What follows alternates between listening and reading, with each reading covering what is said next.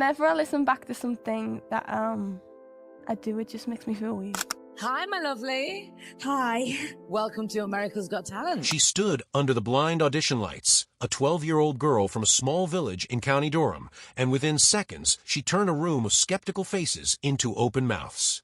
That was the first time British television saw what Courtney Hadwin could do, and it would not be the last. Her story is not the story you may have heard on some corners of the internet, the one full of invented accidents and imaginary tragedies. Her real story is stranger and better than that, because it is true, and because it is still being written. This is the real journey of Courtney Hadwin, from a quiet street in Heselden to a golden buzzer heard around the world, and everything that came after. Courtney and Hadwin was born on the 6th of July, 2004 in Hartlepool, in the northeast of England, and grew up in the nearby village of Heselden with her parents, Paul and Anne-Marie, and her younger siblings, a sister named Melissa and a brother named Paul. Long before any television camera found her, she was already singing. She was largely self-taught, spending countless hours studying and imitating the voices she loved most, the same voices that would later be compared to her own on international television. She has said the artists who shaped her earliest musical instincts included Little Richard, James Brown, Janis Joplin, and Mick Jagger, a lineup of raw, unpolished, hard-driving performers that seems an unlikely diet for a primary school child, and yet it explains everything about the sound that would eventually stop 4 talent show judges in their tracks. By her own account, one particular spark lit the fire. At around 9 years old, she watched a girl close to her own age take the stage on Britain's Got Talent, and something about seeing someone so young command that kind of platform convinced her that music was not just something to enjoy in her bedroom, but something she could actually chase. She chased it early, and she chased it seriously.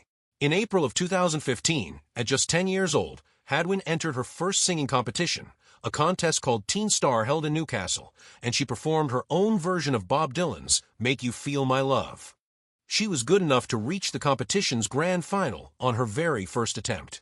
Later that same year, in September, she was captured on video performing a lunchtime open mic set at her school, the Academy at Shotton Hall in Peterlee, singing Christina Perri's Great Big World and Christina Aguilera's soaring ballad, Say Something. Clips like that began to circulate locally, and by April of 2016, she had won Hartlepool's Performer of the Year award and was named a finalist at the Beyond the Lights Awards. Her voice was already carrying her past her own village. In July of 2017, at a South Tyneside festival, she was chosen to open for the disco legend's Sister Sledge, singing in front of a crowd of more than 18,000 people, an audience size that would rattle performers 3 times her age.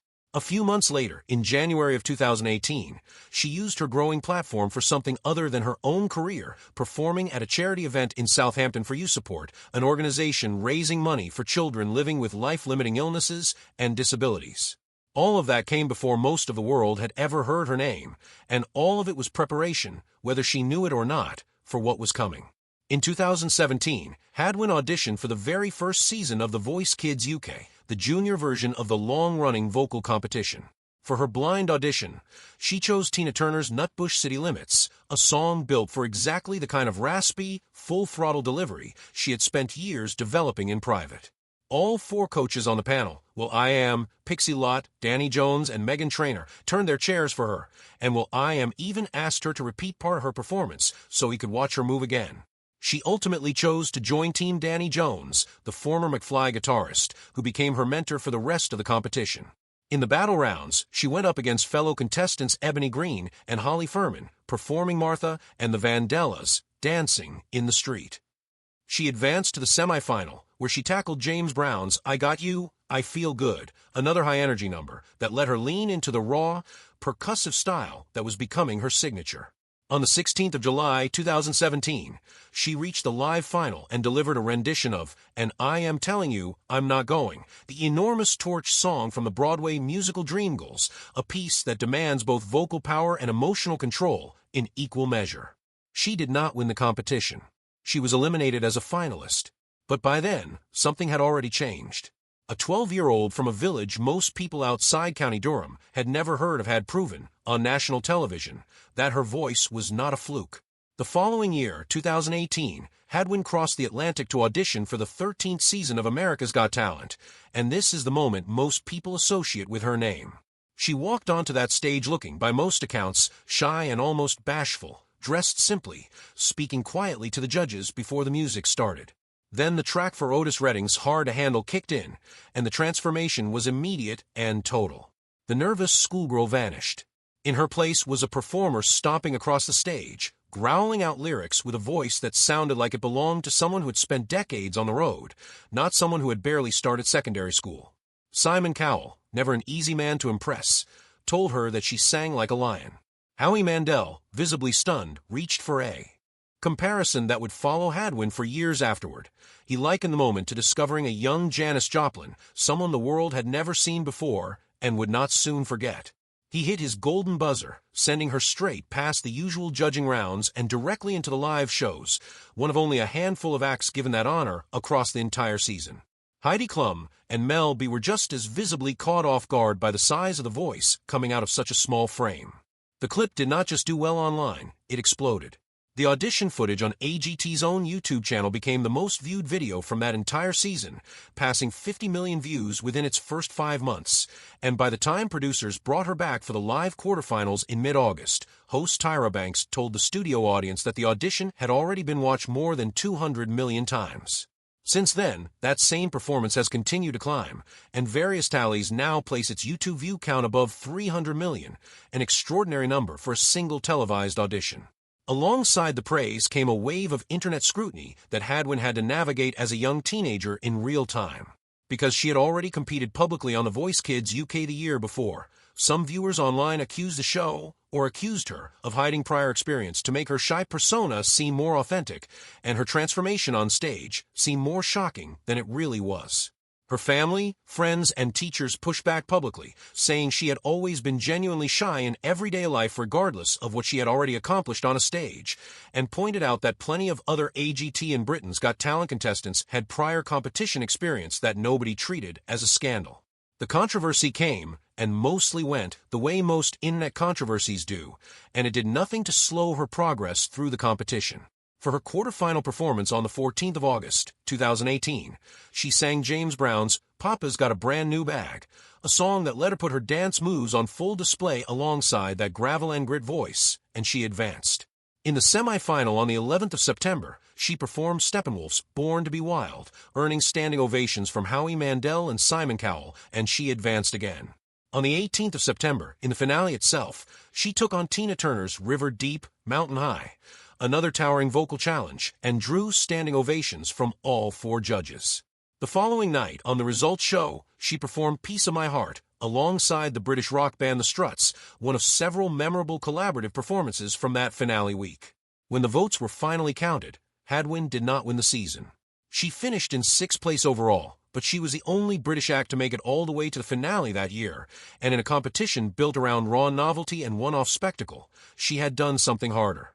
She had proven, week after week, that the voice from that first audition was not a trick of editing or a lucky night. It was simply how she sang. Her run on the main show earned her something even the winner doesn't automatically get, a paying gig. That November, she traveled to Las Vegas to perform 5 live shows at the Paris Hotel and Casino alongside that season's actual winner, magician Shin Lim, sharing a marquee with a performer whose act could not have looked more different from hers, and yet audiences came for both. The following month, in December of 2018, Hadwin signed a record deal with Psycho Entertainment, the label founded by Simon Cowell, in partnership with Arista Records, a serious commercial vote of confidence in a 14-year-old who had not even won her own season. Her mother spoke publicly around that time about how proud the family was, a normal, human reaction to watching a kid from Heselden sign paperwork with a major American label. Hadwin was not done with the AGT stage even after her season ended. In January of 2019, she returned for America's Got Talent, The Champions, a spin-off bringing back standout contestants from around the world to compete again. This time, rather than covering a classic soul or rock song, she debuted an original composition of her own, Pretty Little Thing, and once again earned standing ovations from Howie Mandel, Mel B, Heidi Klum, and Simon Cowell. The show's format that season let previous contestants, dubbed superfans, vote alongside the judges, and Hadwin was pushed into the top 3 alongside fellow competitors Christina Ramos and Darcy Lynn. She ultimately received fewer votes than either of them, and was eliminated at that stage, but the moment mattered for a different reason. It was the first time the wider AGT audience heard her sing something she had actually written herself. Rather than a cover, however electrifying, of somebody else's classic. That same year brought one particular disappointment that had nothing to do with judges or votes. Hadwin was announced as a performer for the 50th anniversary edition of the Woodstock Festival, planned for August of 2019 and stacked with a lineup that included The Killers, Led Zeppelin's Robert Plant, Miley Cyrus, and Jay-Z, an enormous stage for a teenager who had been singing in her school hallway only 4 years earlier. The festival never happened. Woodstock 50 collapsed amid a cascade of organizational and financial problems, with permits falling through, venues pulling out, and headline acts backing away one by one, and by the end of July the event was formally canceled altogether. It was not a personal setback specific to Hadwin, it was the whole festival imploding around dozens of scheduled acts, but was still a lost opportunity to perform on one of the most storied stages in American music history at the age of 15. Hadwin kept recording regardless. In October of 2019, she released her first extended play, titled The Cover Sessions, a project built around live recordings of songs by other artists rather than entirely original material, a common and sensible first step for a young performer still building out her own songwriting catalog while a label decides how to position her.